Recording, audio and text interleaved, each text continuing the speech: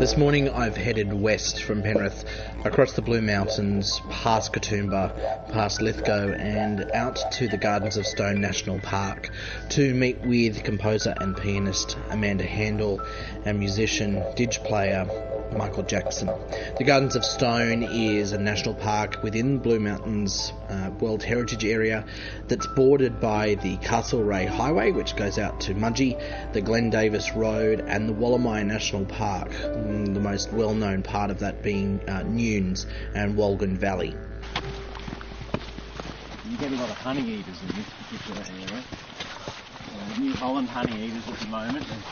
So I'm walking along the track at the moment to a lookout that Amanda's recommended we sit at to have a chat. I'm already out of breath, this is ridiculous, but it's just terrific. Walking over occasional little creek, sound of water in the background, birds flying overhead.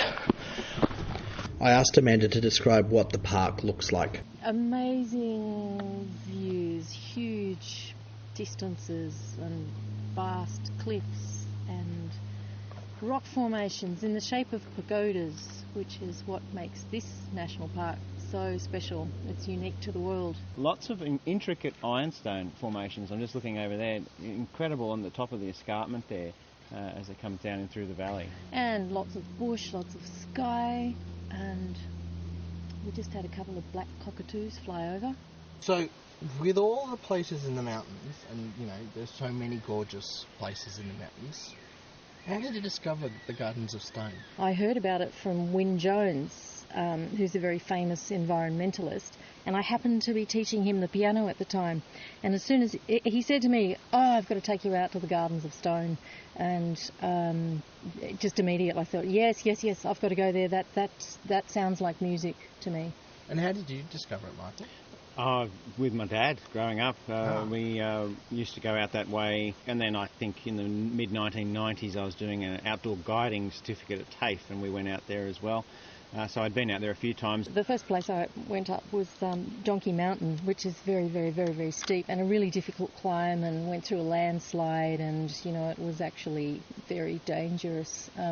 Also, I wasn't really on the track you should have been. But, once getting to the top, there's sort of like a labyrinth of private little areas right on top of the mountain, little caves and secret passages, and it just seems like another planet. And I know Donkey Mountain that Amanda's talking about because I actually stayed once in the valley below there doing an archaeological dig. So we actually did an archaeological dig in the river below Donkey Mountain. Because of course you're not a musician all the time. You have this other side to you as well. Yeah, I've many things that I've done over my time, but archaeology is one of the things I do. What was it about this place that gave you that inspiration? You went, I've got to compose, I've got to create. I think it was the shape of the rocks, actually, just their pagoda shapes. Because the harder part of the rock, the ironstone, doesn't weather, but the sandstone actually does weather. So over the course of time, and the sandstone eroding away, it leaves just lots of really strange, contorted, interesting patterns and colours. Yeah. We're sitting on it now. We're sitting on a band of ironstone right here in the rock with these little jagged edges here, and the sandstone is kind of eroding away a bit quicker. But I mean, Amanda's right, you just have to look at it and you can see all the colours in there, all the quartz shining, the different textures. It certainly evokes some sort of inspiration, I think. Yeah. I love the contrast of the moss on the rocks. There's a lot of really dark, deep green. It's really soft. And then, you put your hand on the rock itself, especially if you're trying to climb the mountain, and you find it's really rough and, and it hurts. So that wonderful contrast of really deep, soft greens and then really grainy, scratchy, dry... desert-like, isn't it? Colours, and textures. And so, in music there's colour and texture and line and shape and form, just as there is in the landscape. And so I wanted, in writing this particular piece called Gardens of Stone, to translate that, to bring those elements into sound waves. I asked Amanda to explain a little bit how she likes to manipulate time and the concept of time, given the fact that Gardens of Stone is very much a timeless place and hasn't really changed all that much in a long period of time. Let's say you appreciate the fact that the landscape has remained the same, and it would have been for an awfully long time. And it's that I'm drawn to that. I really like that. And in writing the music, it very much helps to keep a solid pitch. We call it a drone, and that's why the didgeridoo fits so well, or serves that purpose so well. It's because it holds down a constant tone around which all the decoration and colour and ornamentation that I play on the piano can, emerge out of that drone. I haven't been able to find any music composed for piano and didgeridoo. As soon as Amanda suggested it, I was like, yes, of course. I've always known that this could work.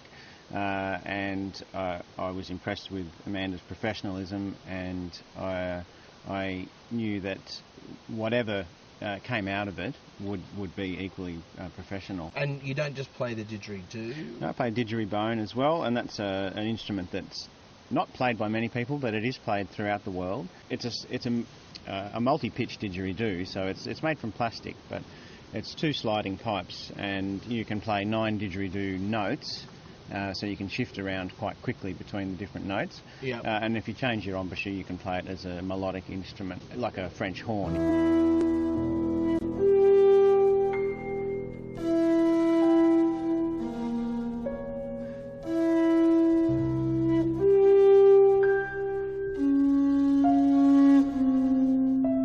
I always was drawn to instruments in a way. Like I enjoy the rhythmical side of the didgeridoo.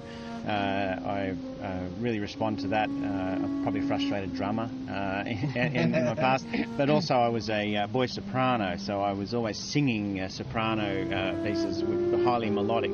And the didgeribone, in a way, combined the two things for me, where I could actually shift from rhythmical, sort of quite technical sort of movements to melodic pieces, and quite sort of sweeping sort of melodic as well. So for me, I was always drawn to that, and there's not many people that play it like that throughout the world. There's probably only a handful. So it's also really a challenge. Hard. It's also very hard. It's also a very hard instrument to play, because for a didgeridoo you need a wide mouthpiece, and so when you shift to playing a horn, you don't have the back pressure that you'd get from, say, a trumpet or a French horn, or from those other instruments. So you have to strain quite a bit to actually hit the higher notes. So the concert is obviously a number of pieces put together. Yeah. Well, it's not just this piece, Gardens of Stone, but the whole album, Gardens of Stone. A lot of the compositions are inspired by places in the Blue Mountains, or if not specific places, then some sort of natural phenomena. I guess the most eastern point would be the Blue Labyrinth, which is sort of King's Tableland and, like Wentworth Falls area, down east, like near towards the Erskine, Bedford creeks, all of that area. That's the Blue Labyrinth country. I mean, it does head down to Penrith, into that area, and then I suppose you're coming up the mountains, Canimbla Moon, into the Megalong Valley. And then right over to the Gardens of Stone out near Lithgow. Yeah, there's lots of other compositions that aren't necessarily named by their places, but we're performing. Yeah, we're performing the whole album, which is 14 tracks. And what other bits in the mountains have kind of inspired it, even if they haven't been named so much after that? There's a little piece about bushflowers. The bushflowers, they really burst out once spring comes. Like, all of a sudden, they're there. Yeah. They really have this way of bursting out.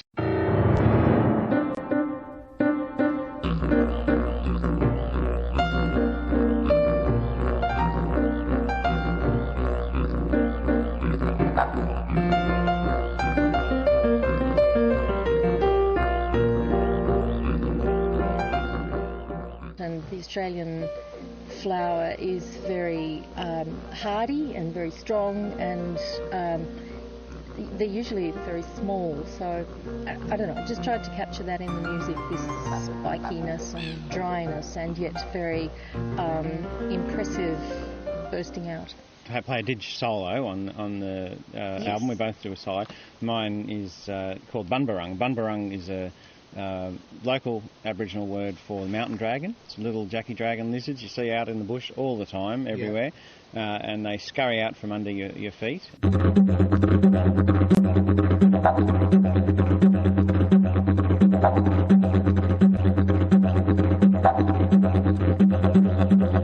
My work as an archaeologist, I've worked with a lot of local Aboriginal community, and one of the oldest, Uncle Merv Cooper, he's 97 this year, and he's often told me about bunburrungs, and he first came up because I showed him a photo of a Jackie dragon lizard, and he called it the bunburrung.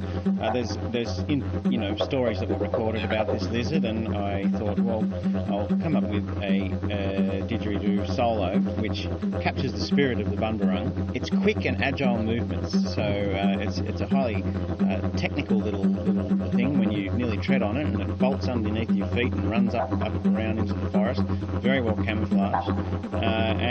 So my didgeridoo tries to capture the spirit of the bunburrung, and I dedicated that to Uncle Merv, and he was over the moon by that.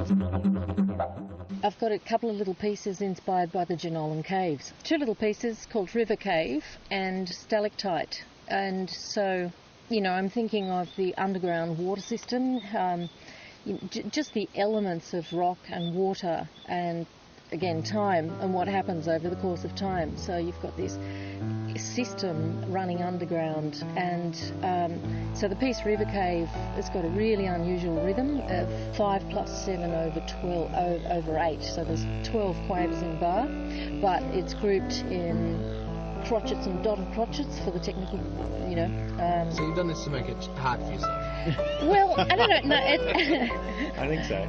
Not really. It sounds it, but it really grooves. It really grooves along, but it's just not square, because caves are not square.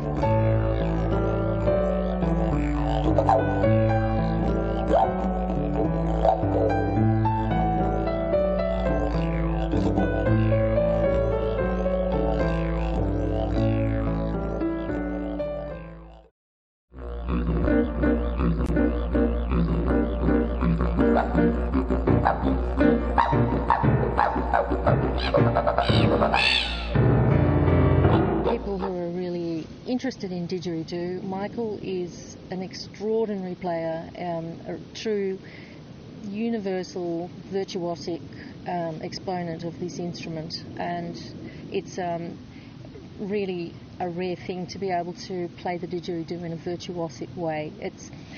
Michael doesn't play it as just an accompaniment. It's very much that he's a soloist with a vast array of skills and sounds. You hear also a virtuosic pianist, in Amanda, but also a composer. The sublime music, it's not just a bunch of songs, We talk about the timelessness of this landscape that we're in. I think that some of this music will also still be played. It's not a flash in the pan thing. It'll still be played in many, many years to come, because Amanda has written it like that. It's certainly not just a concert as such, but it's a real experience. And what I would hope that people get out of it in a way is that it also reflects back not to sentimentality about the landscape or the bush, but to wanting to have a deeper experience, a deeper relationship with place and with this particular area, because it's through that real sort of protection of the landscape can occur, because people identify with places. We live a fairly disconnected life to the Gardens of Stone and to the whole Blue Mountains in a way. Our urban areas are very much the opposite of what's out there, and going out with people in the bush a lot, people have all sorts of amazing experiences because they're not familiar with it, and it's like a new experience, and it's a totally different environment. That sort of depth of relationship, takes a while, but when people form a relationship with place, and I think the music can actually help that and assist that process, well then wonderful changes happen in yourself, to your own soul, and also you can bring about desire and identification with a place which you want to protect it as well. And it's not just reduced to a money value, but to a value for the soul and for society as a whole. So, in a way, I'm not making it too big, but I just think that's the impact it has for me, this music, and that's what I would hope to impart to other people.